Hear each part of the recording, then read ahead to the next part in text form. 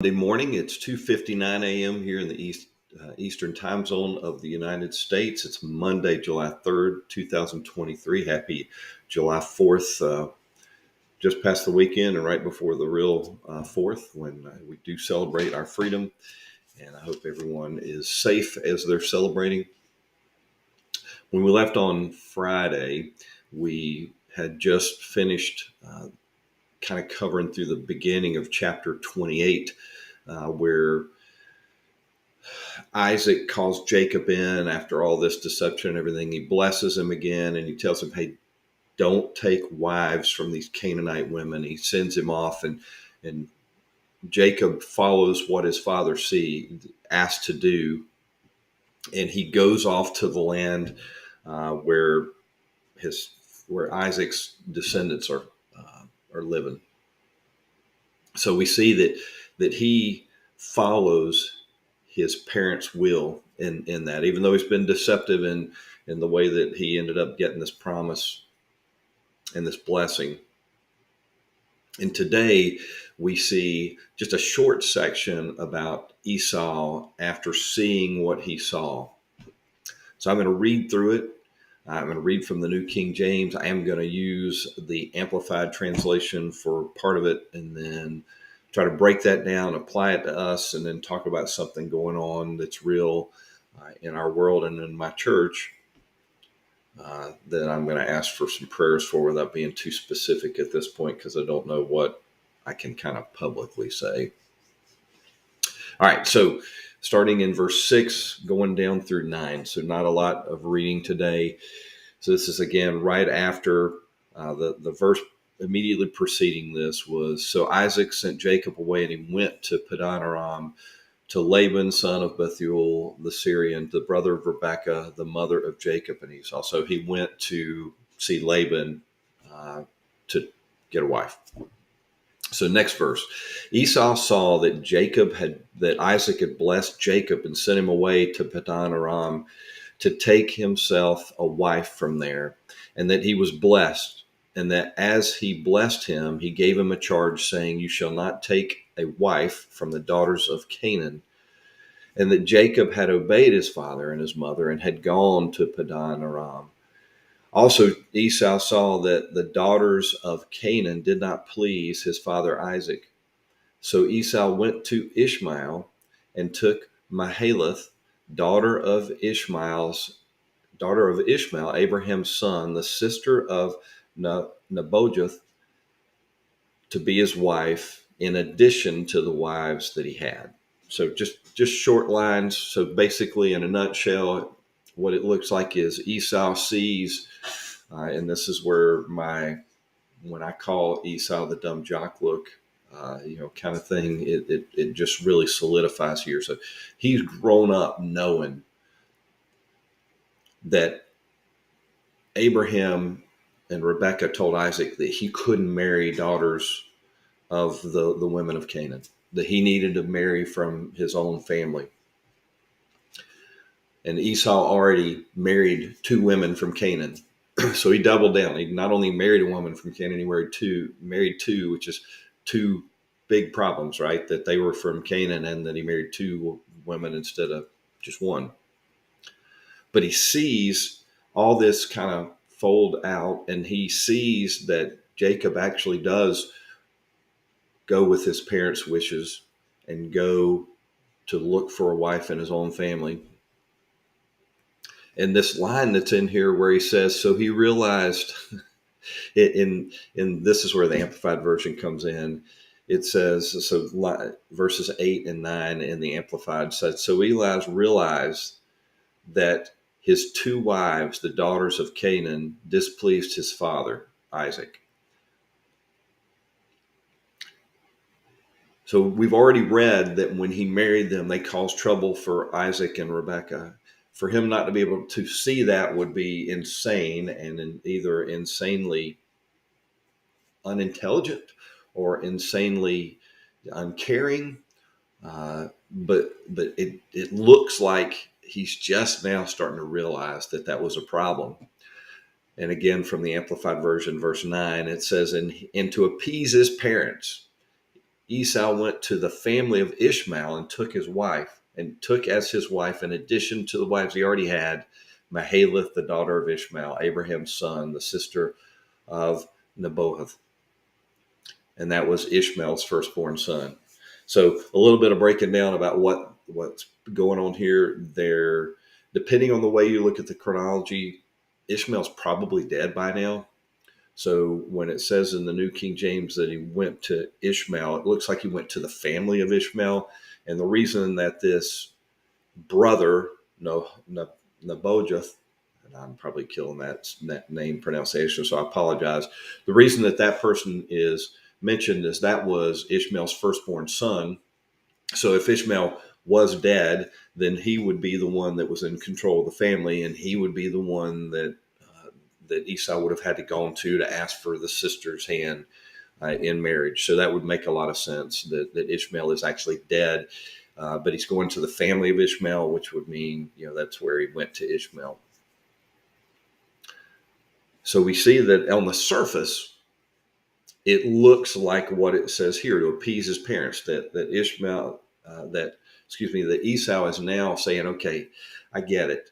I'm not supposed to marry women from Canaan. I've lost this blessing. Maybe he's conniving some way to try to get the blessing back, or get a different blessing or another blessing.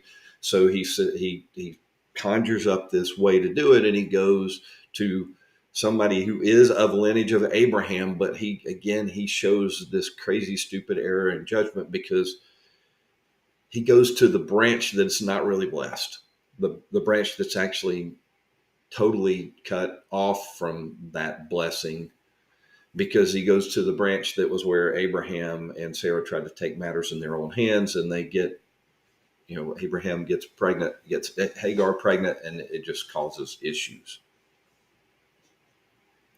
So it shows that even though on the surface it looks like he's trying to appease his parents, that he still doesn't have any kind of a repentant heart. That not once has he gone to God about it. Not once has he gotten on his knees or down on his face or whatever and just said, look, God, like, I've made a mess of this thing. I've tried to do this my own way, and it's dug a hole that's a crazy, stupid hole. Help me. Give me direction. Give me guidance. God, I'm turning this over to you because I know you're in charge. Not once has he done that. All he's done is go to himself.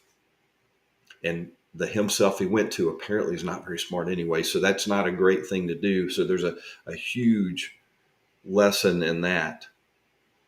The other lesson is sometimes the stuff that we do on the surface that looks like we're doing the right thing, like it looks right here, like he's trying to follow Jacob's example in listening to his parents and doing the right thing and marrying from the right family.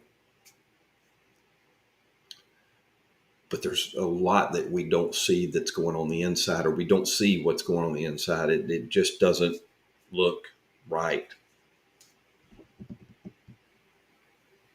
And that the part of the family he went to is the one who is materially blessed. They're blessed in an earthly sense, but they're cut off from the eternal blessing, which is a whole other set of problems. And now he has 3 wives. So now he doubled down before, now he's tripled down in a bad way. And that's a problem. So the lessons here are really, the lesson here is to make sure that we are repentant, that we have gone to God, that when we do make mistakes, and we certainly make mistakes, I've made plenty, that we go to God about it, that our major decisions in our life, we need to go to God about. We don't need to just lean on our own understanding, because our hearts are not always right with that, but God's is.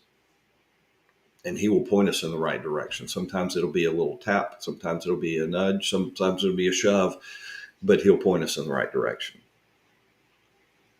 So that's the major kind of blessing that I draw from this passage, even though it's really short. Going to God is about faith. Yesterday at our church, Radius, at our Lexington location in South Carolina. So in July, a couple things happened yesterday. So in July, we allow some younger folks to give messages, some bright coming stars, so to speak, rising stars. And we had this gentleman, Braden Cordero, didn't want to mess up his name, who gave the message yesterday. He's a college student, and he did a great message. In 20 minutes, he crystallized the thought of a message from Hebrews 11, and that also took from a passage from Joshua 6 about Jericho. If you don't know the story of Jericho, after Moses dies, and then Joshua is marching uh, the Israelites into the promised land. God's already made it clear that they're going to have to conquer different people groups. There are these evil people groups in there, and one of them's at this city called Jericho that has these fortified walls that have been there for eons, and so all the people felt really secure in there. And the way that God told Joshua to overcome the city was to get all the people together, get the Ark of the Covenant, and march around the city once a day for 6 days. And then on the seventh day to march around the city 7 times. And on the seventh time to blow these horns and scream or yell, and then the walls would crumble. And that's exactly what happened. And they did it, and they did exactly what God said with faith. So they did what would seem almost irrational, but they did it out of faith. And that is a great story that we need to hear, because we need to understand that sometimes our faith may seem irrational to people who don't understand faith in God.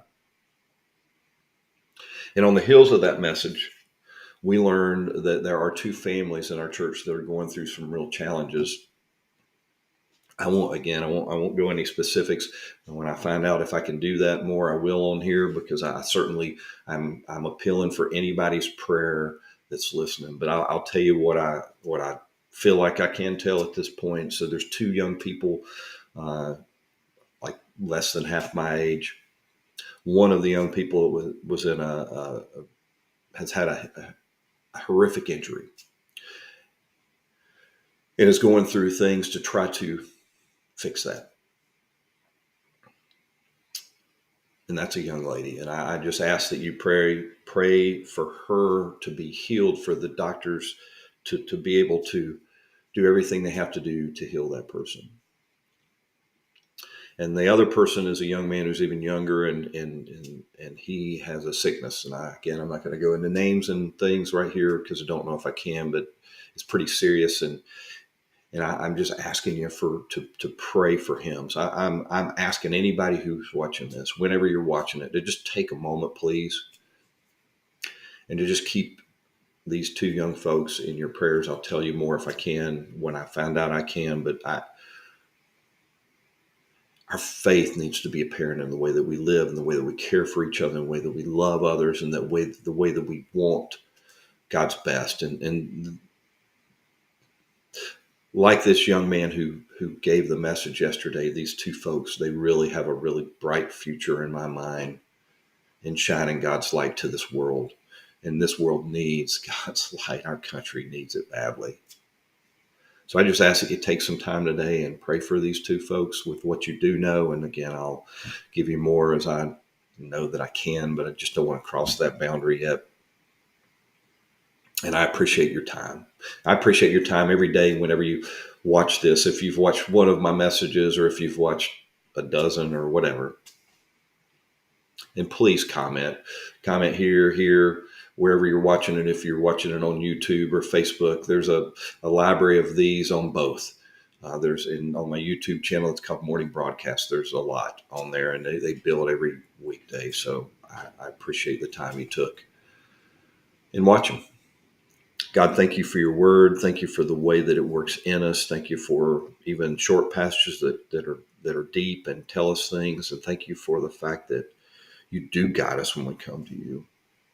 Lord, I just ask for healing for these 2 young folks, and I ask that as a community of believers that we all just wrap around them in prayer, and that you wrap your loving, healing hands around them, and just wrap around their families and give them peace and strength through it all. We love you, Lord. In Jesus' name, amen. Thank you for your time, and we will see you tomorrow. We're going to the gym, see everybody at the gym in about 2 hours. Have a great